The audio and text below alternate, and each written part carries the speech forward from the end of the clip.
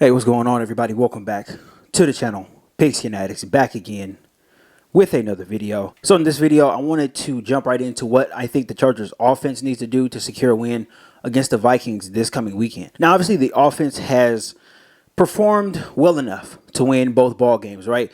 Have they been perfect? Absolutely not. That's something that, you'll never really see in the NFL. But did they do enough to win those two games? Yes, they have, right? The Chargers are averaging about 30 points a game.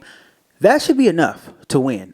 We know the big problem is the defense. We know that. We understand that. But just like I said on this channel, right, pretty much all week long, everybody deserves criticism. The offense could have played better, right? They could have executed in spots where they didn't. They could have, picked up some first downs.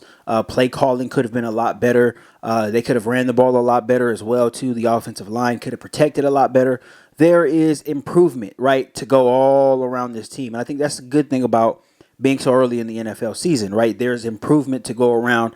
Guys are still really working themselves into shape, especially with a team like the Chargers, right? None of the starters played any preseason, snaps at all. So that's a big thing. And I think, it's something to be talked about. It's not, the biggest deal, but it is noteworthy. And I think it is something that, once you work out the kinks, once you work out the cobwebs, things can get better. But I think with this team now, right, we're looking at how much better can this get?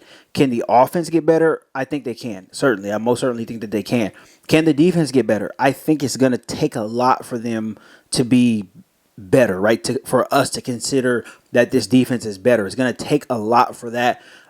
So that's why I feel like the pressure is really on the offense this weekend to get a win, right? You start off 0-3. There's pretty much, little to no hope left, especially in the AFC West, especially, with Mahomes. There's very difficult games on the schedule left. There's a whole lot of football left to be played. But 0-3, you're definitely digging yourself a big hole that most teams can't dig themselves out of. So you want to avoid that at all costs. And I think this game is on the offense. The offense has to win this game. Defense, I don't expect the defense to be great. Nobody should, right, after the first couple of performances. After, seeing what they've done in the Brandon Staley era, you cannot go out and put expectations on this defense. If you're doing so, it's just, you're going to set yourself up for disappointment. So I'm not putting a whole lot of expectations on this defense. But offensively, I like what I've seen so far. So let's jump into some of the details, some of the particulars that I feel the offense needs to do to win this ball game on Sunday. So first and foremost, the Chargers offense is ranked 6th in the league right now, right through 2 weeks. I think that's a very good mark to be at right now. Again, I have mentioned that they have not played as well as they probably thought that they could, right, as well as we thought that they could. They could have done a lot more, but to still be ranked 6th is very good. I think this is a very good sign going forward. I think Kellen Moore really gets it together. I think him and Justin Herbert, they have to be able to work out, some type of synergy between them. Justin has been used to Lombardi in his head, his earpiece in his helmet for the past couple of seasons, right? So this is a completely different offense. Again, completely different verbiage, and none of the things are really parallel, right? I'm sure they have, taken some of the concepts that Justin liked in the other offense, and I'm sure they kind of mix them in now. But overall, right, this is a brand new offense, not just for Justin, but for everybody else. The offensive line has to adjust to it as well, too. So newness all around. And I think, these guys are starting to work the cobwebs out. And I expect this offense to continue to get better. Now, one of the things with the Vikings defense is very undersized. That's one of the things that I've noticed with them for the past 2 weeks. It was very glaring last Thursday night when they played the Eagles. It was like I couldn't believe what I was seeing, right, when the Eagles started running the ball. They just kept calling run plays, and there was nothing that the Vikings can do about it. I was, looking for Brian Flores, put your big people in, right? That's what I was thinking. I take a look at the roster, and I'm like, oh, the big people are in. So if those are the big people, they are very undersized. And, especially in the front seven, right? The front seven is very undersized. Their linebackers are not the biggest in the world, right? They obviously moved on from Anthony Barr. They moved on from Eric Kendricks. He's with us now. So they don't have, that linebacker duo like they had, in years past, right? So they're on to very, very new players, very young players, a lot of youth on that defense. I think Brian Flores is a very, very, very good defensive mind.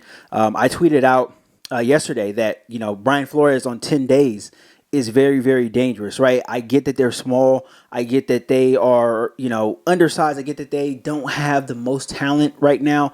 But Brian Flores off of 10 days, right? Brian Flores comes from that Belichick tree.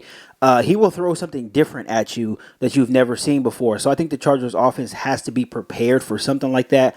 That he could throw anything at him. Last week they played it was a college defense, right? It was like a 3-5-3.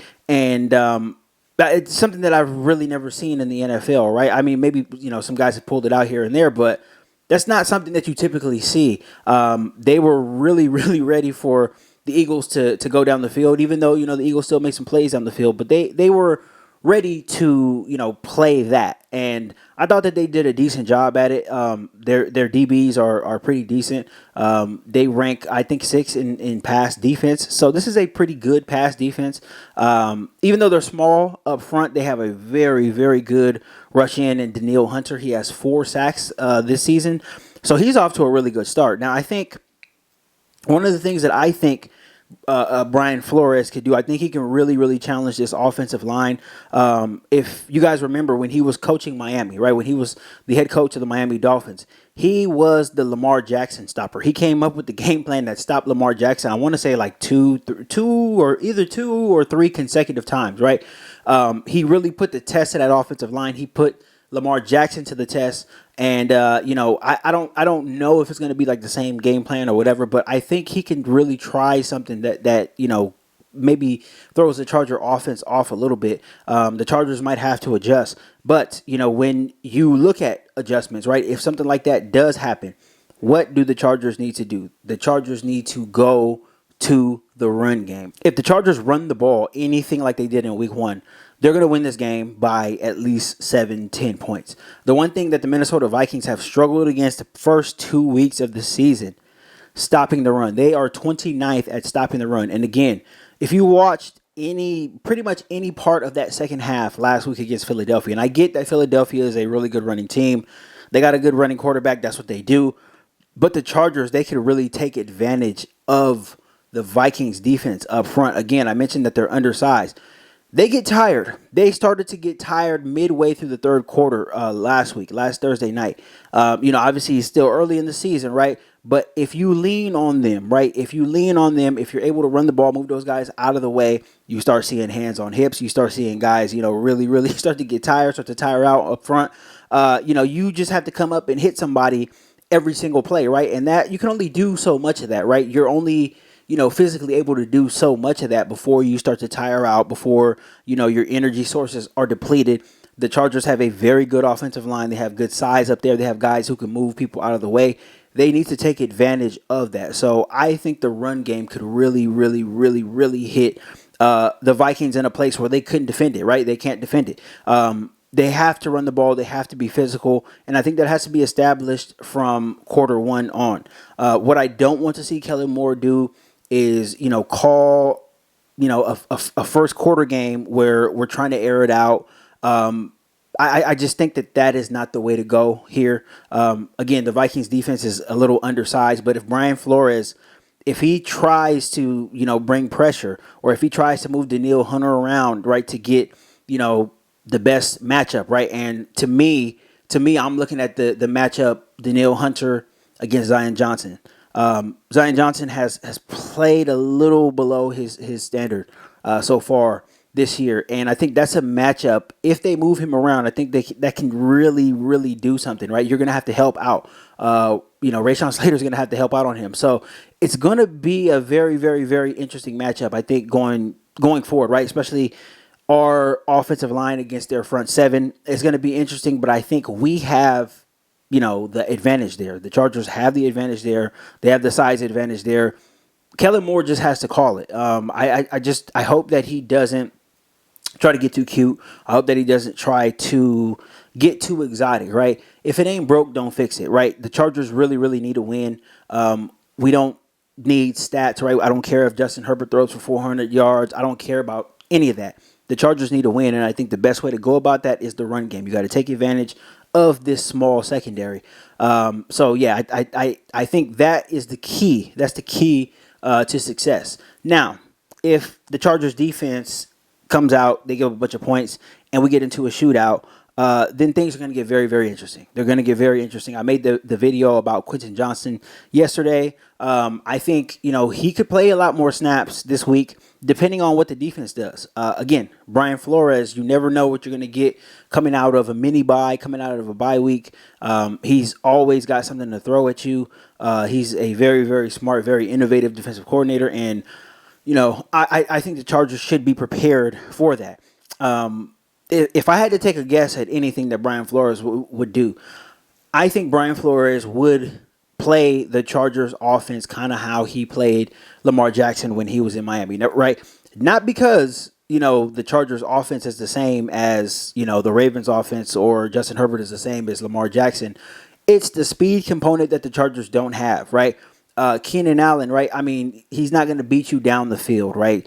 Mike Williams, he's not as big of a target downfield as he has been in the past couple of years. Injuries and things have affected that. But if they want to really, really throw the Chargers off, they will come up, right, in press man. You take Keenan away, right? You take Mike away, come out, press man, and blitz the hell out of the Chargers. That would really, really throw us off. So if I had to guess, I would think that would happen. I would not be surprised if that game plan was implemented. I just don't think that they're good enough to sit back in coverage and think that they are going to stop the Chargers offense, right? Pass or run. I just don't think that is a viable option for the Vikings. So I would expect them to be aggressive and try to set the tone, maybe try to get some turnovers and stuff, get an interception or a fumble on defense. I would expect that from them. But again, running the ball is really, really the solution I think that the Chargers should go to, especially with the Vikings being so small, not being able to stop it. But hey, that's just me, right? Just a little bit of the tape that I've watched. I think the Chargers have the advantage here, but the Vikings are not going to roll over.